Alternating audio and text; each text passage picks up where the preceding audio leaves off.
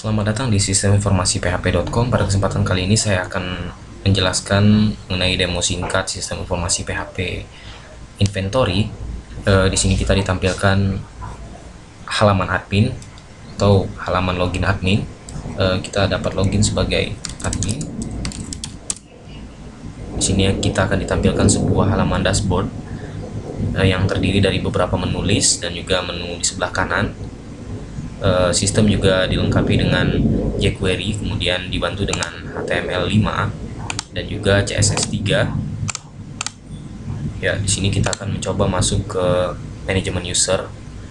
Manajemen user dapat diklik di sini, kemudian akan tampil lihat data user atau tambah data user. Di sini adalah tampilan data-data pengguna sistem yang terdiri dari beberapa level yang tentunya memiliki hak akses yang berbeda-beda masing-masingnya. Di sini juga tampil foto-foto admin atau pengguna sistem. Kita akan mencoba menambahkan user baru. Di sini ada username.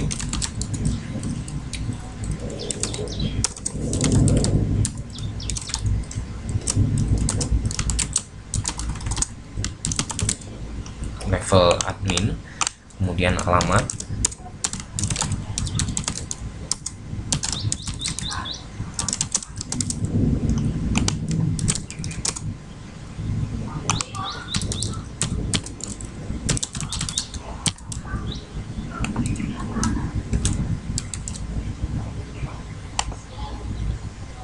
Ini kita dapat mengedit tanggal lahir.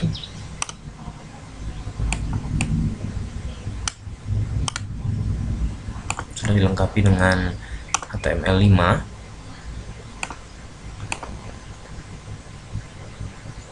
Kemudian kita dapat memilih foto.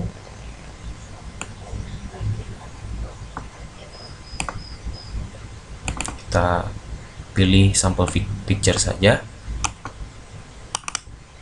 Ya, kita save. Kemudian akan muncul data berhasil dimasukkan. Tekan OK, maka data tersebut telah berhasil masuk ke dalam sistem. Ini dia tampilan datanya. Ya, selanjutnya kita akan masuk ke dalam pusat data. Ini adalah data material atau data barang yang dapat kita tambahkan. Ya, ID material telah di-set secara otomatis dan juga dilengkapi dengan jQuery sebagai validasinya. Validasi JavaScript. Kita tuliskan di sini besi misalnya. Jumlah stok kita inputkan sebanyak 30, kemudian satuannya submit. Ya, data telah berhasil dimasukkan. Ini adalah pusat data, data barang. Kemudian di sini ada data supplier, pengadaan barang. Kita dapat menambahkan data supplier, misalnya PT bla bla bla, dan alamat random saja. Ya, kita submit. Yang data supplier ini digunakan untuk pengadaan barang. Kemudian di sini ada data unit. Ya, kita akan menambahkan data unit, misalnya unit pengadaan, alamat random saja. Seperti biasanya ID telah di-set secara otomatis, dan jika data kosong maka akan ada validasi JavaScript.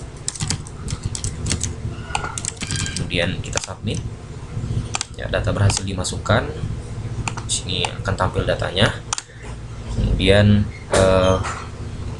di sini ada pengadaan barang dan material. Nah, pengadaan barang ini akan dilakukan oleh supplier. Kemudian dapat kita tambahkan di sini.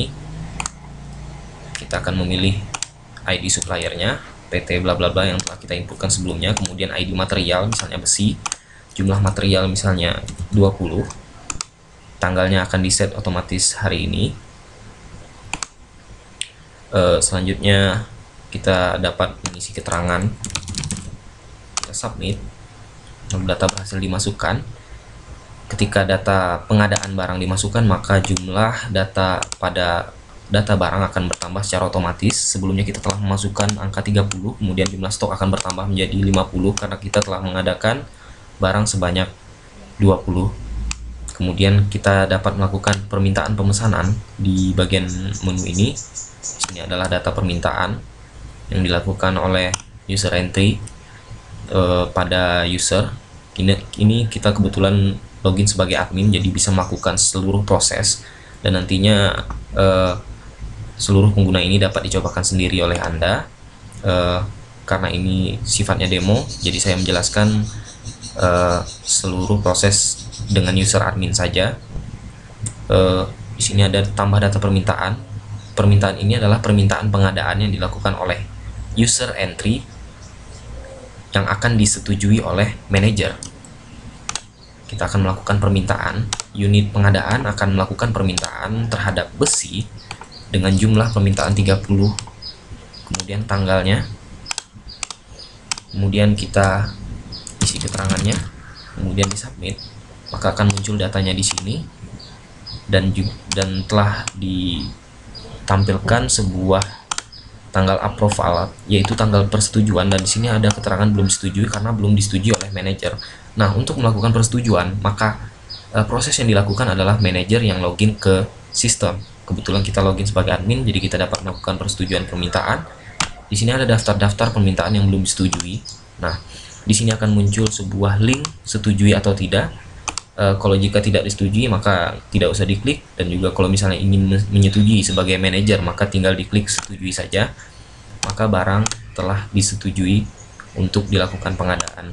Tanggal approval pun secara otomatis di set ketika kita mengklik tombol setujui. Selanjutnya, pengeluaran barang. Pengeluaran barang dilakukan oleh user gudang yang terdapat pada user pengguna sistem. Pengeluaran barang dapat diinputkan sebagai berikut. Kita inputkan, pilih materialnya, kemudian jumlah dikeluarkan berapa, kemudian kita isikan 20 di sini, kemudian tanggalnya, kemudian keterangannya, kita submit. Ya, maka data pengeluaran telah berhasil dimasukkan. Kemudian kita lihat data barang material, maka akan berkurang jumlah stoknya karena barang telah dikeluarkan. Secara otomatis jumlah stok akan berkurang. Kemudian di sini ada beberapa laporan, yaitu laporan pengadaan barang, laporan stok barang, kemudian laporan permintaan pemesanan, laporan pengeluaran barang. Kita akan mencoba laporan pengadaan barang. Dari tanggal sekian sampai sekian kita dapat memilihnya hari ini saja. Maka kita submit, maka akan muncul data barang yang diadakan. Kemudian kita lanjut kepada laporan stok barang. Ini akan muncul keterangan barang beserta stoknya. Kemudian di sini ada laporan permintaan pemesanan yang juga di set berdasarkan tanggal tertentu sesuai keinginan kita. Kita submit. Maka di sini adalah laporan permintaan pemesanan barang. Kemudian ada laporan pengeluaran barang yang dilakukan oleh user gudang yang barusan kita lakukan. Kita pilih tanggalnya, kemudian kita submit, maka akan muncul laporan pengeluaran barang. Ya, demikianlah sistem inventory yang dapat saya tampilkan. Kita akan kembali ke dashboard atau beranda. Ya, lebih kurang saya mohon maaf. Terima kasih telah mengunjungi website kami.